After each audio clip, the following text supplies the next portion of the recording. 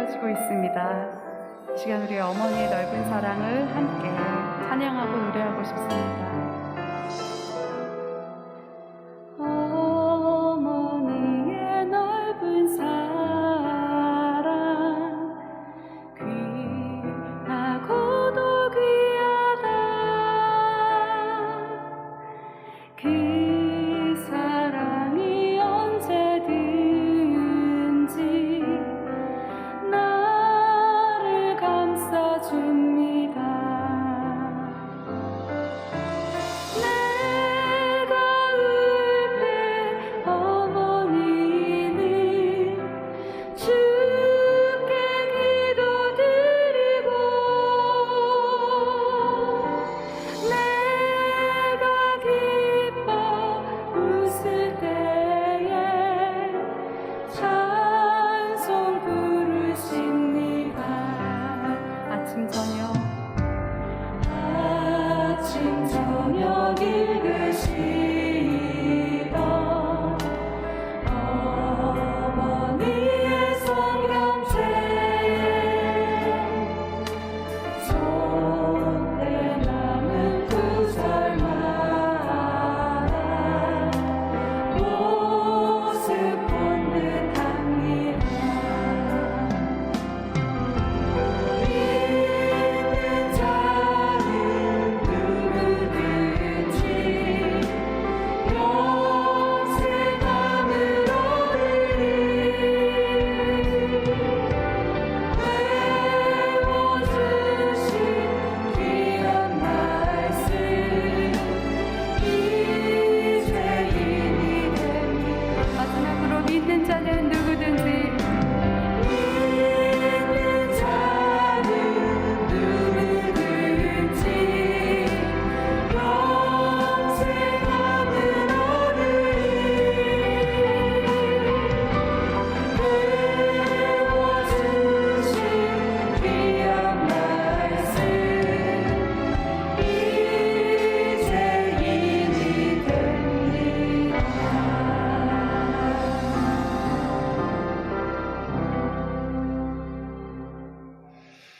자, 오늘 하나님의 말씀을 보겠습니다. 신명기 5장 16절의 말씀이 되겠습니다. 신명기 5장 16절의 말씀입니다. 우리 찾으신 줄 알고 함께 말씀을 합독을 하겠습니다. 다 같이요. 너는 네 하나님 여호와께서 명령한 대로 네 부모를 공경하라.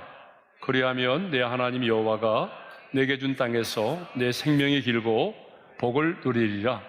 아멘. 자, 오늘은 어버이 주일입니다. 그래서 부모 공경에 관한 말씀을 함께 나누고자 합니다. 우리 기독교는 어느 종교보다도 부모에 대한 효를 가르치고 부모 공경에 대한 가르침을 갖는, 부모 공경을 굉장히 중요하게 여기는 그런 종교입니다. 하지만 세상의 사람들은요, 우리 기독교는 족보도 무시하고 부모도 모르는 불효의 종교라고 그렇게 오해를 하고 있습니다. 그렇게 생각하는 이유가 있죠. 그렇게 생각하는 첫 번째 이유는 예수를 믿는 사람들은 제사를 드리지 않고 추도 예배를 드리기 때문입니다. 그리고 무덤에 가서도, 산소에 가서도 묵념만 하고 절하지 않기 때문이죠. 또 하나의 이유가 있습니다. 하나님을 아버지라고 부르기 때문입니다. 분명히 이 세상에 자신을 낳아주신 육신의 부모가 있음에도 불구하고 보이지 않는 하나님을 아버지라고 부르니 육신의 부모의 입장에서는 기분이 나쁠 수밖에 없는 것입니다. 그래서 이 세상의 사람들은 기독교는 부모도 모르는 불효의 종교요, 촌수도 족보도 무시하는 그런 종교라고 말을 합니다. 그러나 여러분, 우리 기독교만큼 효를 강조하는 종교는 없습니다. 하나님이 주신 이 10가지 십계명 가운데 사람에 관한 첫 번째 계명이 부모를 공경하라입니다.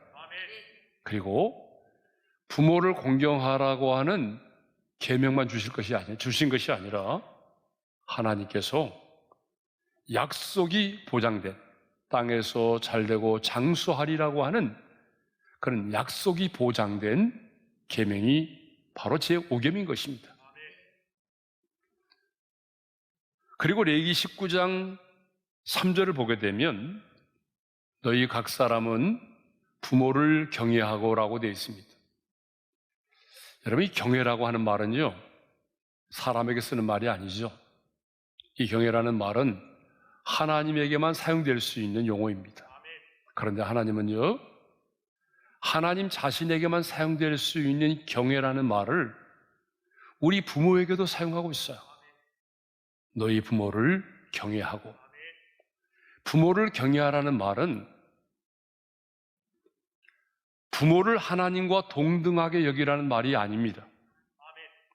하나님을 경외하는 자세로 부모를 대하라는 거예요. 다시 말하면 하나님을 대하듯이 우리 부모를 대하라는 것입니다. 그리고 레위기 20장에 보게 되면요, 반드시 죽여야 하는 제 목록들이 있어요. 그런데 그 레위기 20장 9절에 이런 말씀이 있거든요. 우리 함께 읽겠습니다. 다 같이요. 만일 누구든지 자기 아버지나 어머니를 저주하는 자는 반드시 죽일지니. 자, 이것을 보게 되면 기독교만큼 부모님을 공경하고 그리고 효를 강조하는 종교는 없습니다. 그런데 성경이 말하는 효는요, 세상 사람들이 말하는 효와는 좀 다른 점이 있습니다. 그럼 뭐가 다르죠? 성경이 말하는 효는요, 부모님이 살아계실 때의 생전의 효도를 하라는 것입니다. 그런데 우리나라 사람들은 어떻게 하죠? 부모님이 돌아가시고 나면 그날부터 본격적으로 효도를 하기 시작합니다. 그러나 부모 공경은요, 우리 부모님이 살아계실 때에 하는 것입니다. 돌아가시고 난 이후에 양지바른 명당에 화려한 묘를 쓰고 지극정성 제사를 지낸들 무슨 의미가 있겠습니까? 부모 공경은 부모가 살아계실 때, 생존해 계실 때 지금 바로 하는 것입니다.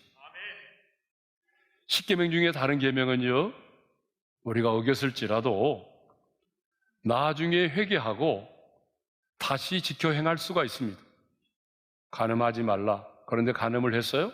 그러면 회개하고 나중에는 간음죄를 짓지 않을 수 있습니다. 그러나 이 부모를 공경하라고 하는 계명은요, 부모님이 세상을 떠나시고 나면 내가 아무리 부모를 공경하는 계명을 지키고자 한다고 할지라도 나와는 상관이 없는 계명이 되어버리는 거예요. 그렇기 때문에 부모를 공경하는 일은요, 부모님이 살아계실 때, 생존해 계실 때 지금 하는 것입니다. 자, 오늘 보면 16절 상반절의 말씀을 우리 함께 읽겠습니다. 다 같이요. 너는 내 하나님 여호와께서 명령한 대로 내 부모를 공경하라. 자, 발음을 잘해야 되겠어요. 부모를 공격하라가 아니죠. 부모를 어떻게 하라고요? 공경하라고 그랬어요. 그러니까 요즘에는 공경하는 것이 아니라 아주 공격하는 자녀들이 너무 많아요. 성경은 내 부모를 공경하라고 말하죠. 그러면 이 부모를 공경하라고 하는 말은 무슨 의미일까요? 자, 구약에서 부모를 공경하라고 할 때에 사용된 히브리어 단어가 카베드인데요. 이 카베드는 무겁다라고 하는 카바드라고 하는 말에서 왔어요. 무겁다는 말에서 왔어요. 그러니까 구약에서 부모를 공경하라고 하는 말은 부모를 가볍게 여기지 않고 아주 중요한 존재로 여기는 것을 말합니다. 자, 신약에서 공경하라고 하는 말은 헬라어로 티마오입니다. 티마오. 이 말의 뜻은요, 높이 평가하고 가치를 두며 존경하다라고 하는 뜻입니다. 그러므로 부모를 공경하라는 말은 부모를 가볍게 여기지 않고 가장 소중한 존재로 여기면서 부모를 존경하는 것을 말합니다. 다시 한번 말씀드릴게요. 성경에서 말씀하고 있는 부모를 공경하라고 하는 의미는요, 나를 낳아주신 부모를 내가 가볍게 여기지 않고 내 인생의 가장 소중한 존재로 여기면서 내가 존경하는 것이에요. 이것이 바로 성경이 말하는 부모를 공경하라는 의미입니다. 그런데 부모를 가볍게 여기고 무시하는 자녀들이 참 많은 것 같아요. 부모가 배우지 못했다는 그 이유만으로, 가진 것이 없다는 그 이유만으로, 부모가 시대에 뒤떨어졌다는 그 이유만으로, 부모가 나에게 해준 것이 무엇이 있느냐고 따지면서 부모를 가볍게 여기고 무시하는 자녀들이 많이 있습니다. 그런데 신명기 27장 16절을 보게 되면요, 이런 말씀이 있어요. 우리 함께 읽을까요? 시작. 그의 부모를 경홀히 여기는 자는 저주를 받을 것이라. 자, 부모를 경홀히 여기는 자는 저주를 받는다고 그랬죠. 근데 여기 경홀히 여기다라고 하는 히브리 단어의 뜻이 뭐냐 그러면요, 가볍게 여기다는 말입니다. 그러니까 부모를 가볍게 여기지 말라는 거예요. 다시 말씀드립니다. 부모를 공경하라고 하는 말의 의미는 부모를 가볍게 여기지 않고 가장 소중한 존재로 여기면서 부모를 존경하는 것을 말합니다. 그러면 왜 우리는 부모를 공경해야 할까요? 부모를 공경해야 되는 첫 번째 이유는요, 하나님이 나를 구원해 주셨기 때문입니다.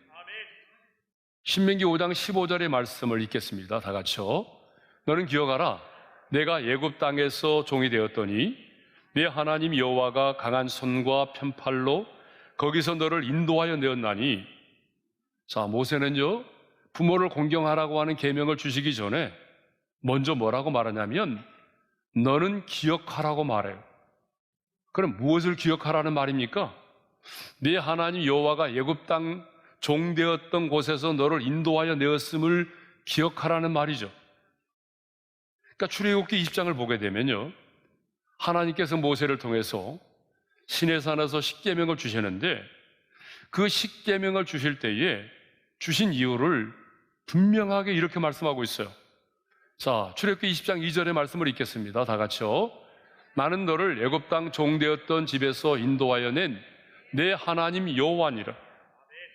왜 하나님께서 이스라엘 백성들에게 십계명을 주셨다고 말씀하십니까? 내가 너를 애굽 땅 종되었던 곳에서 인도하여 내었기 때문이라는 겁니다. 그러니까 여러분, 십계명은요, 구원의 조건으로 주신 것이 아니에요. 네가 이런 계명을 지키면 내가 너를 구원해 줄게, 이게 아니거든요.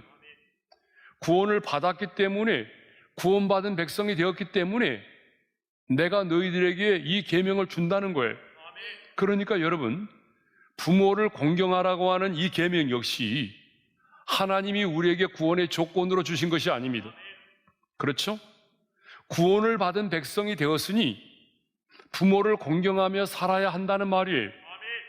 그러니까 이 부모를 공경하라고 하는 이 말씀은요, 출애굽의 은혜를 경험한 자, 죄와 죽음에서 해방된 자에게 주시는 말씀입니다.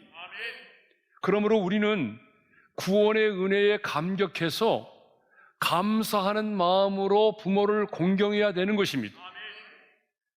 부모를 공경해야 되는 여러 가지 이유가 있겠죠.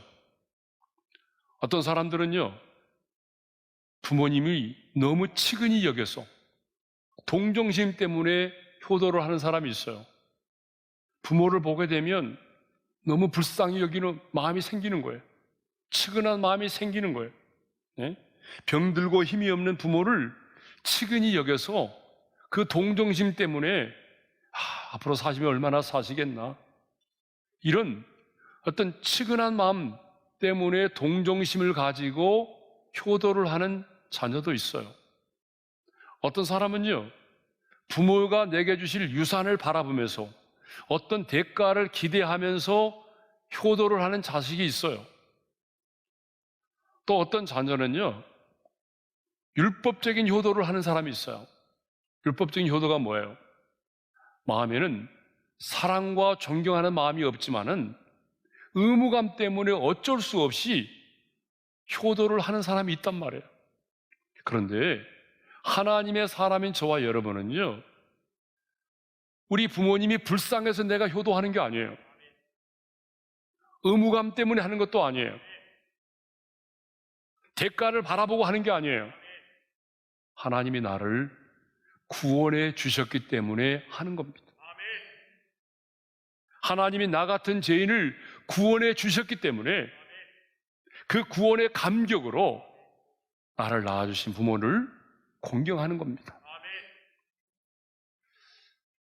사랑하는 성도 여러분, 정말 출애굽의 은혜를 경험하셨습니까? 정말 구원을 받으셨습니까? 그렇다면 그 구원의 감격 때문에 여러분의 부모를 공경할 수 있기를 바랍니다. 하나님은 오늘 내가 너를 구원하였으니 너는 내 부모를 공경하라고 말씀하십니다. 자, 우리가 부모를 공경해야 되는 두 번째 이유가 있습니다. 그것은 하나님의 명령이기 때문입니다. 자, 16절 상반절 오늘 본문 다시 한번 읽겠습니다. 다 같이요. 너는 내 하나님 여호와께서 명령한 대로 내 부모를 공경하라. 자, 분명히 하나님의 명령으로 되어 있잖아요. 내 하나님 여호와께서 명령한 대로 내 부모를 공경하라. 그러니까 부모를 공경하는 일은요, 하면 좋고 또 안 해도 되는 것이 아니에요. 반드시 우리가 순종해야 되는 하나님의 적극적인 명령인 것입니다. 이렇게 부모 공경이 하나님이 엄미하신 명령이기 때문에 하나님은요, 부모를 공경하지 않은 자들을 완악하고 패역한 자식으로 여기십니다.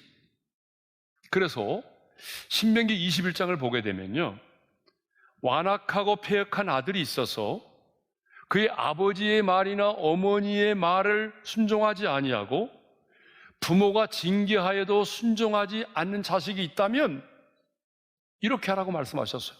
다 같이 읽습니다. 그 성읍의 모든 사람들이 그를 돌로 쳐 죽일지니.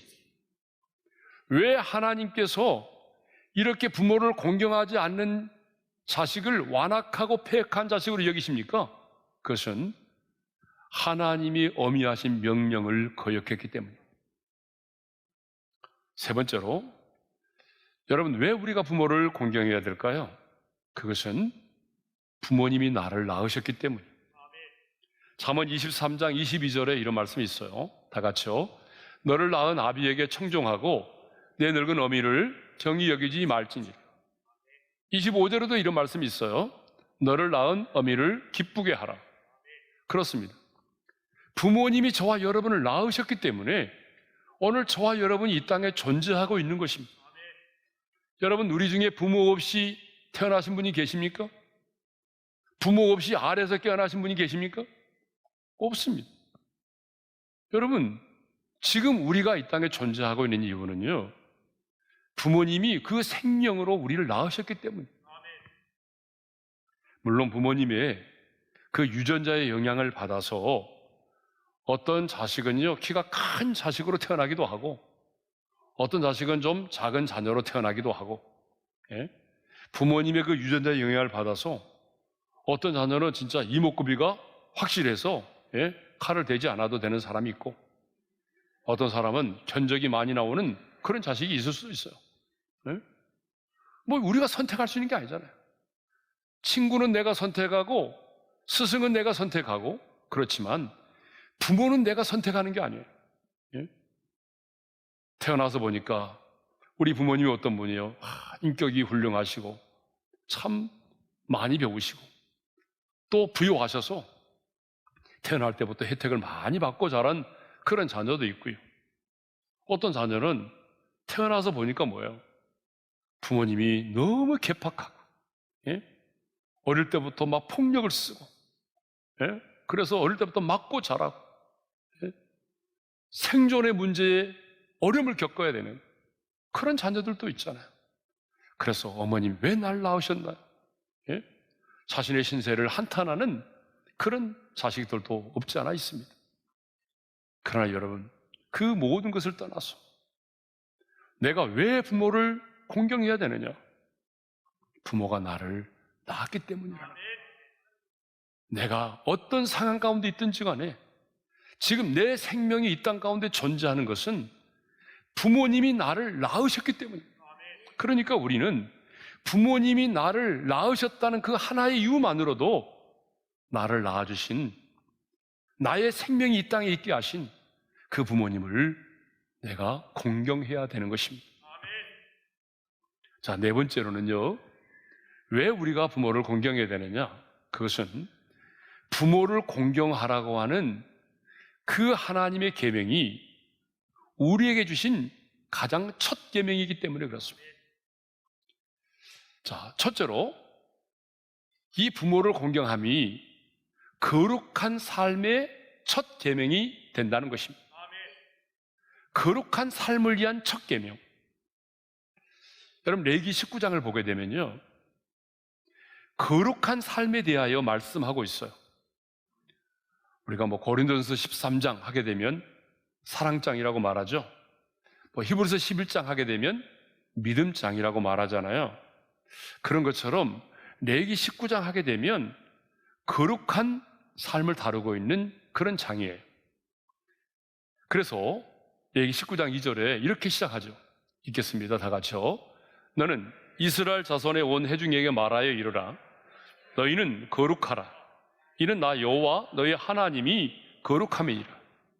모세는 이스라엘 백성들에게 너의 하나님이 거룩하신 분이시기 때문에 너희도 거룩한 삶을 살아야 한다라고 말씀하고 있어요.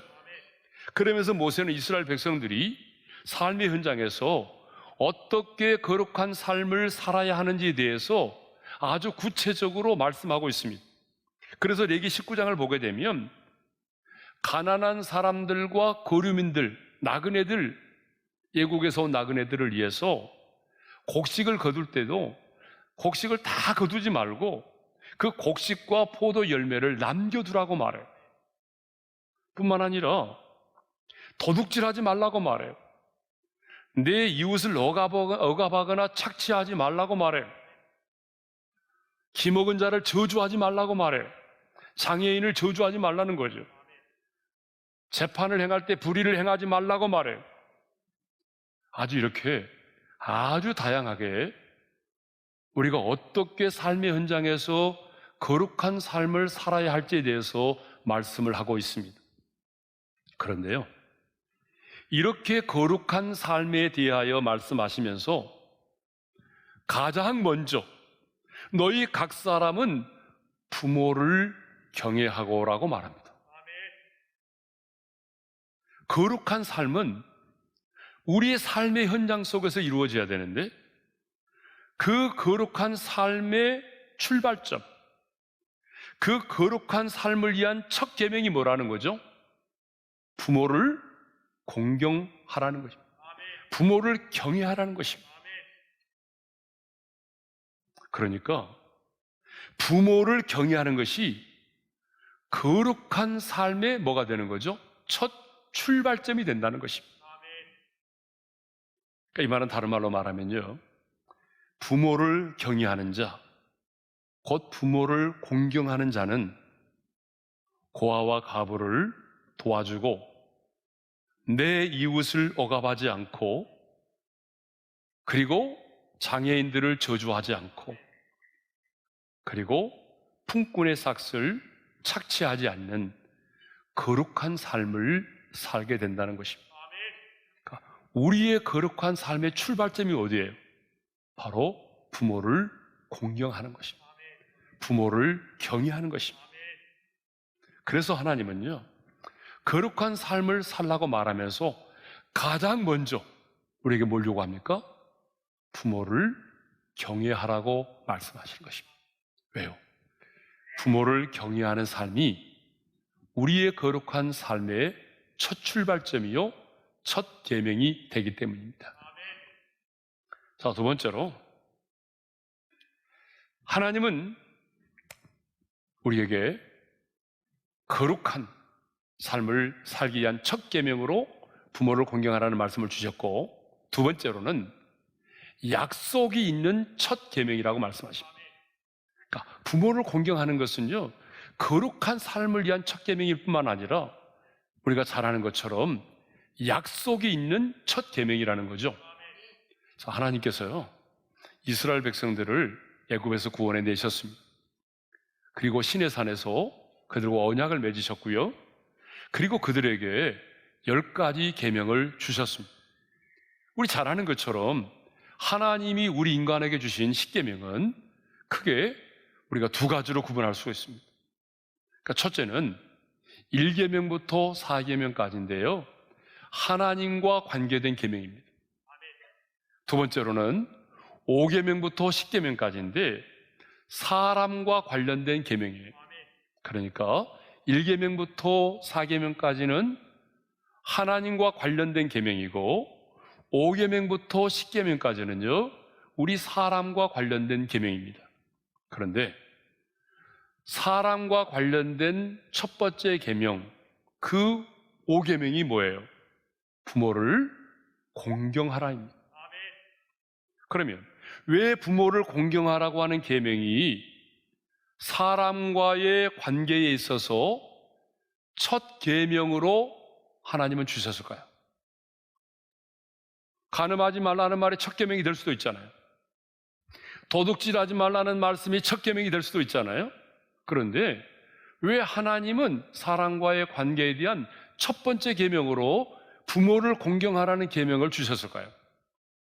그것은요, 우리가 거룩한 삶을 이야기할 때도 말씀드렸듯이 부모를 공경하는 자가 타인의 생명도 소중히 여겨서 살인을 하지 않게 되고, 부모를 공경하는 자가 다른 사람의 소유도 소중하게 생각해서 도둑질도 하지 않게 되고, 부모를 공경하는 자가 다른 사람의 순결도 소중히 여겨서 간음도 하지 않게 되기 때문입니다. 그래서 사도 바울은요, 에베소 6장 2절에서 이렇게 말하죠. 다 같이요. 내 아버지와 어머니를 공경하라. 이것은 약속이 있는 첫 계명입니다. 그러니까 부모를 공경하라고 하는 계명은요, 사람과의 관계에 대한 첫 번째 계명일 뿐만 아니라 약속이 주어진 계명이라는 것입니다. 10계명은요, 보상을 약속하는 계명이 아닙니다. 그렇죠? 내가 이 계명을 지키면 내가 너에게 이러한 보상을 해줄게 라는 말씀이 없어요. 그렇죠? 부모를 공경하라고 하는 이 계명 이외에는요, 어떤 계명에도 보상이나 대가를 말씀하고 있지 않아요. 여러분, 첫 번째 계명이 뭐죠? 1계명이? 1계명 이거 아니에요? 너는 나 외에는 다른 신들을 내게 두지 말라는 말씀이잖아요. 그런데 하나님이 이 계명을 주시고 난 다음에 곧바로 무슨 말씀을 하셨나요? 어떤 대가를 말씀하셨나요? 어떤 보상을 말씀하셨나요? 없어요. 8계명이 뭐예요? 도둑질하지 말라는 말씀이죠. 그러면 도둑질하지 말라, 그리고 그 다음에 또 하나님이 이렇게 말씀하셨나요? 도둑질하지 말라, 그러면 내가 너의 부족함을 채워주리라, 이렇게 말씀하지 않았어요. 어떤 계명에도 하나님께서 어떤 보상과 대가를 말씀하지 않았어요. 그런데 유일하게 10계명 가운데 5계명, 사람에 관한 첫 번째 계명, 부모를 공경하라는 계명을 주실 때는요, 하나님이 우리에게 분명하게 하나님의 이름을 걸고 약속을 하신 게 있어요. 복을 약속하셨어요. 예? 그 복이 뭐죠? 오늘 보면 16절 하반절을 읽겠어요. 다 같이요. 그리하면 내 하나님 여호와가 내게 준 땅에서 내 생명이 길고 복을 누리리라. 에베소 6장 3절에도 이런 말씀이 있죠. 다 같이요. 이로써 내가 잘되고 땅에서 장수하리라. 땅에서 장수하고 잘되는 복을 누리게 해주시겠다는 거죠. 땅에서의 잘됨과 장수의 축복을 하나님이 약속하셨어요. 그러면 하나님은 왜 부모를 공경하는 자에게 땅에서의 잘됨과 장수의 축복을 약속하셨을까요? 두 가지 이유 때문에 그렇습니다. 첫 번째는요, 이 복이 가장 절실하고 가장 땅에서 필요했던 복이었기 때문에 그래요. 자, 요즘같이 100세 장수 시대를 살아가는 현대인들에게는요, 뭐 이 약속된 복이 그렇게 마음에 크게 감동으로 다가오지 않아요. 뭐 그러지 않아도 내가 뭐 100살까지 살 수 있을 텐데 뭘. 별로 마음에 와닿지 않아요. 그렇죠? 예. 그러나 하나님께서 이 십계명을 모세를 통해서 그 시대 사람들에게 주실 때는요, 그 시대의 사람들에게는 이 땅에서 잘되고 장수하는 이 복이 그들에게는 너무나 절실했고, 그리고 너무나 가장 바랬던 축복이에요.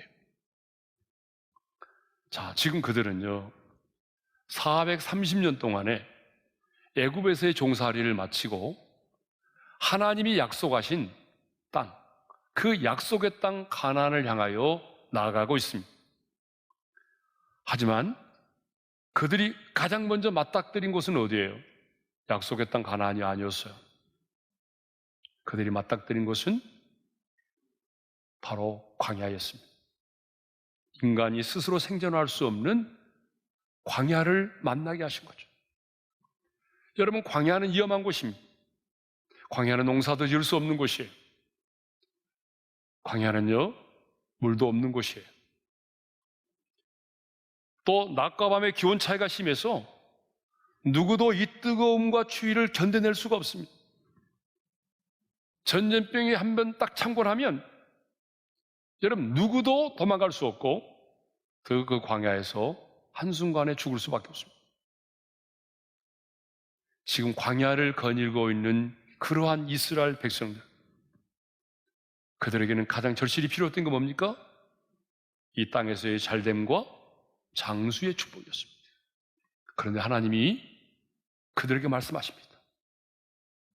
너희가 부모를 공경하면, 이 광야의 인생길에서 부모를 공경하면 내가 내게 준 땅에서 내 생명이 길고 복을 누리게 되리라. 지금만이 아니라 너희가 약속의 땅 가나안 땅에 들어가서도 부모를 공경하면 너희가 그 땅에서 생명이 길고 복을 누리게 되리라고 말씀하셨던 것입니다.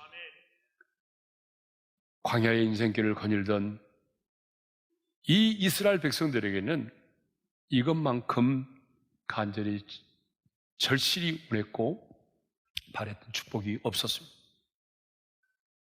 그런데요, 그러면 이 축복은 그 시대 사람들에게만 필요한 것입니까? 아니에요. 하나님께서 부모를 공경하는 자에게 약속하신 땅에서의 잘됨과 장수의 축복은 그 시대를 살았던 사람들에게만 해당되는 복이 아닙니다.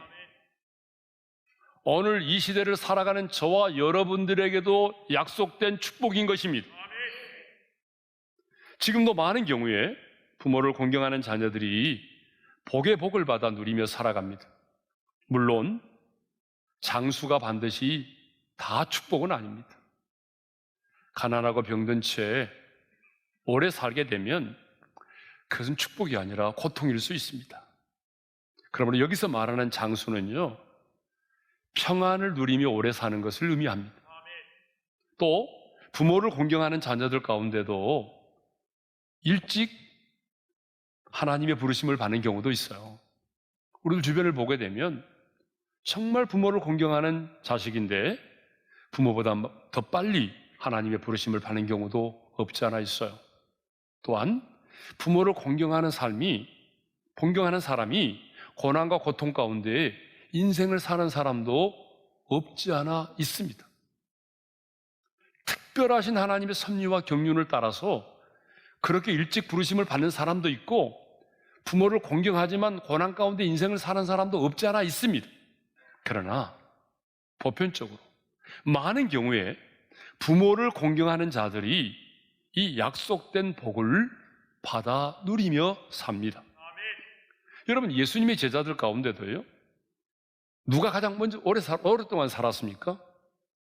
예수님이 십자가에 달려 죽으실 때에 예수님께로부터 육신의 어머니 마리아를 맡았던 그 요한이 가장 오래 살았습니다. 성경에도 보게 되면 아버지 다윗을 거역하고 아버지의 후궁들을 욕보이며 아버지를 반역했던 이 다윗의 아들 압살롬은요, 젊은 나이에 비참하게 아버지보다 먼저 전사를 하고 말았습니다. 아버지 엘리 제사장의 말을 무시했던 엘리 제사장의 두 아들 홈리와 비느하스도 역시 전쟁에서 한날 한시에 비참하게 죽고 말았습니다.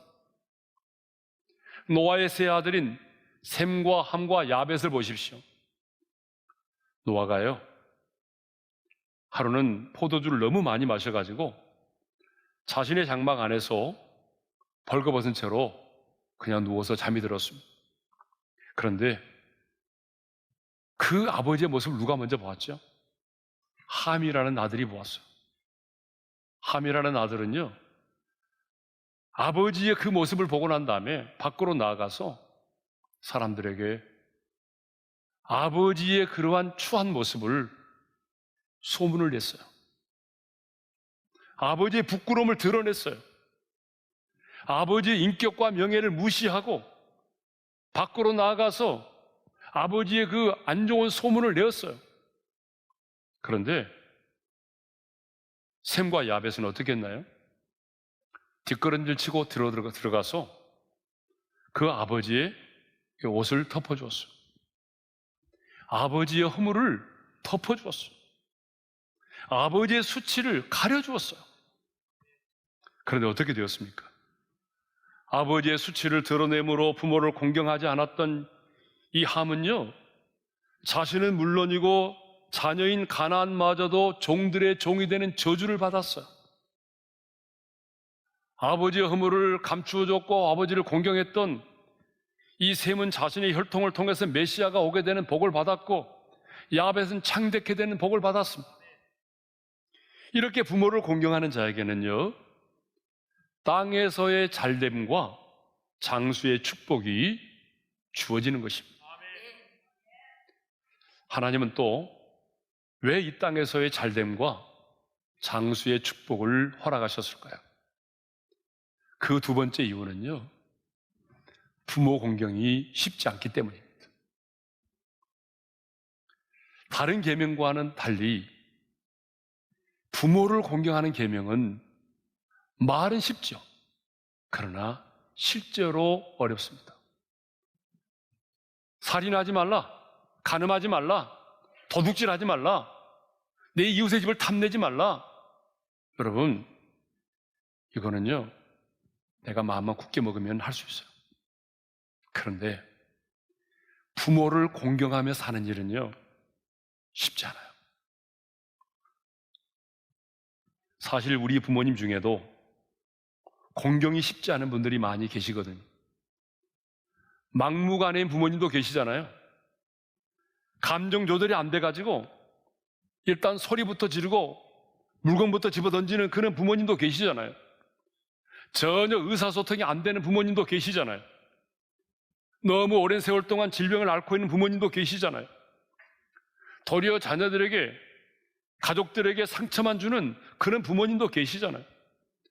도움 주지 못할 망정 오랫동안 생활비와 병원비를 해결해 줘야만 하는 그런 부모님도 계시잖아요. 그러니까 여러분, 그럼에도 불구하고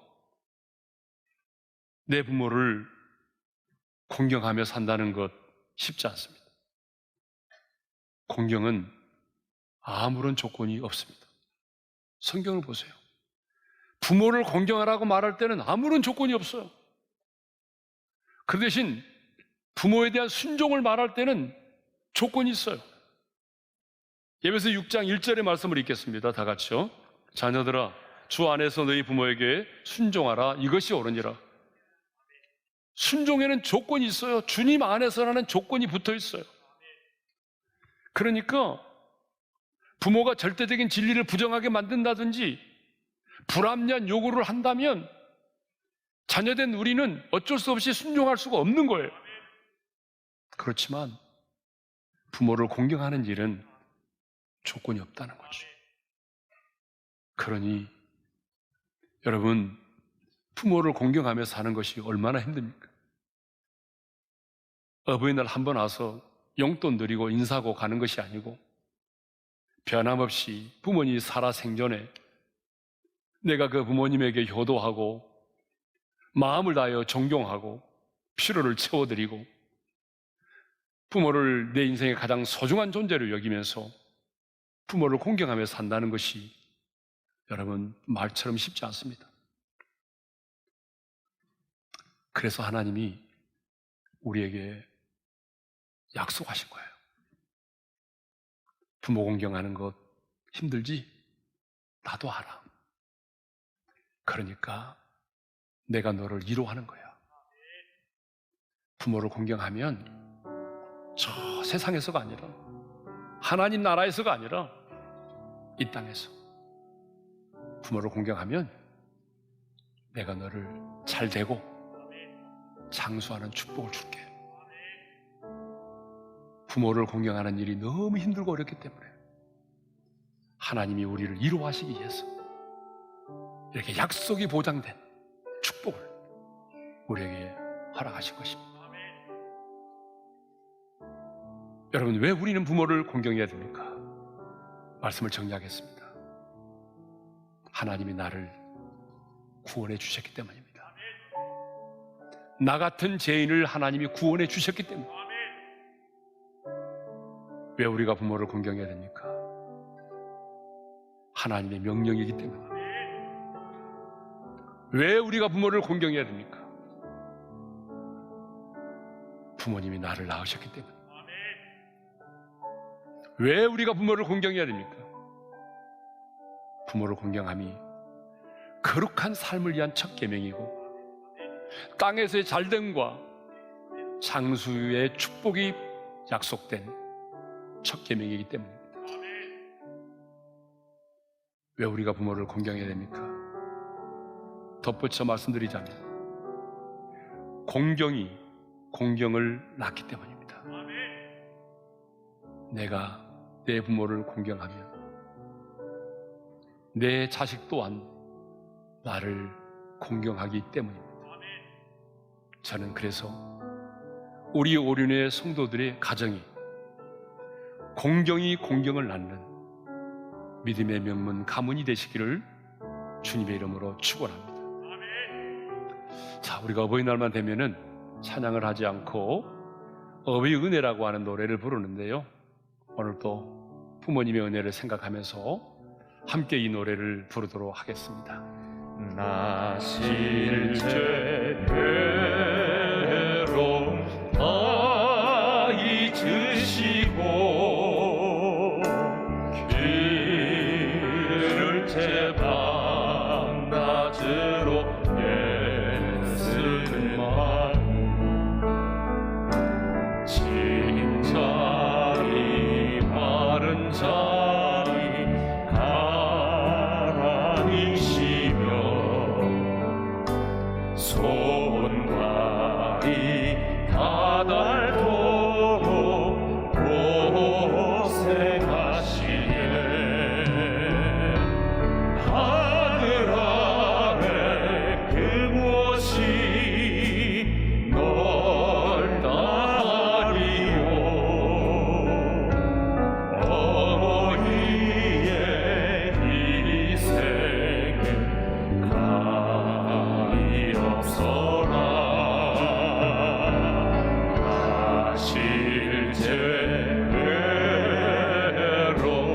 다 잊으시고 길을 제 밤낮으로 애쓰는 마음 진짜를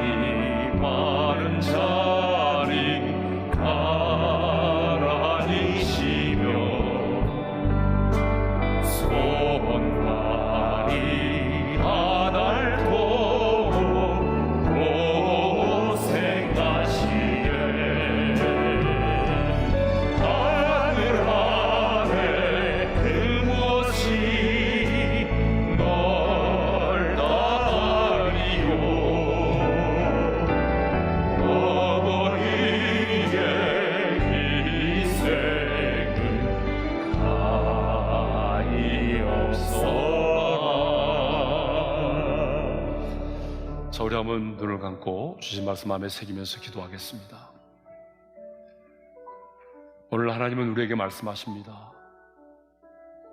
내 부모를 공경하라. 부모를 가볍게 여기지 말고 너의 인생의 가장 소중한 존재로 여기며 부모를 존경하라는 것입니다. 왜 우리는 부모를 공경해야 될까요? 불쌍해서요?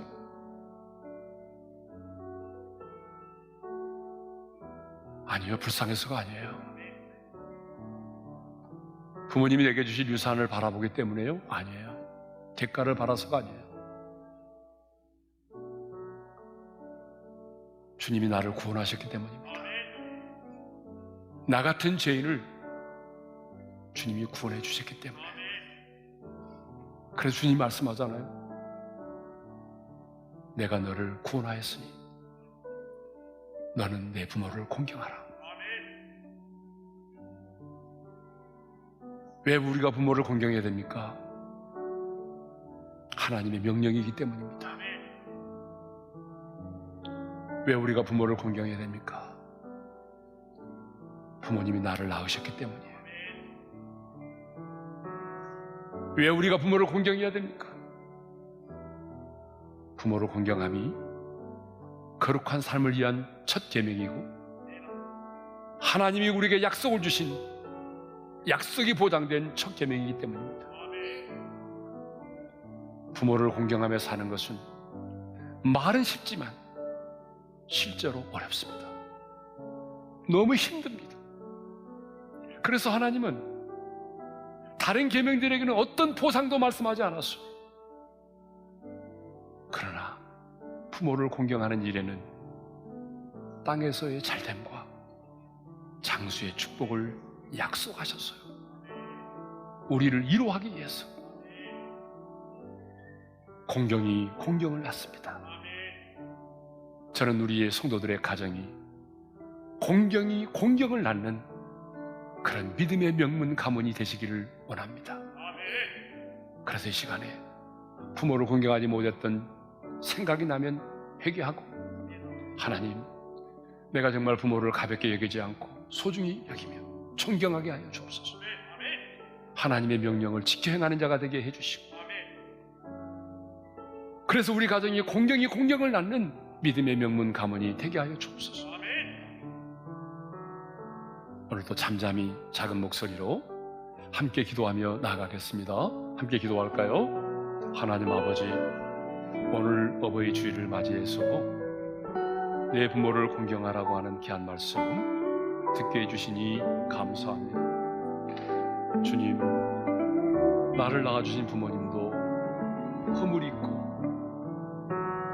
나를 낳아주신 부모님의 인생에도 감추고 싶은 것들이 많이 있습니다. 그럴지라도 내 부모를 내가 가볍게 여기지 않도록 도와주시고 내 인생의 가장 소중한 존재를 여기면서 마음을 다하여 부모를 존경할 수 있는 그런 하나님의 사람들이 되기를 원합니다. 주님, 우리 부모님이 불쌍해서가 아니라 의무감 때문이가 아니라 주님이 나 같은 죄인을 구원해 주셨기 때문에 그 구원의 은혜에 감격해서 나의 부모를 마음을 다하여 공경할 수 있도록 도와주십시오. 하나님의 명령을 거역하여 완악하고 패역한 자식이 되지 않도록 도와주시고 나를 낳아준 부모를 업친 여기지 않도록 도와주시고 부모를 공경함이 거룩한 삶을 위한 첫걸음이고 첫 계명이며 땅에서의 잘됨과 장수의 축복이 약속된 첫 계명임을 깨닫고 사랑하는 우리 성도들 이 땅을 살아가는 동안에 힘들고 어려워도 나를 낳아주신 그 부모를 공경하여 공경이 공경을 낳는 그런 믿음의 가문이 되게 하여 주옵소서. 이제는 우리 주 예수 그리스도의 은혜와 하나님 아버지의 영원한 그 사랑하심과 성령님의 감동, 감화, 교통하심 부모를 공경하여 공경하는 자에게 약속된 그 축복을 받아 누리고 공경이 공경을 낳는 믿음의 명문이 가문 되기를 원하는 모든 성도들 위해 이제로부터 영원토록 함께 하시기를 축원하옵나이다. 아멘.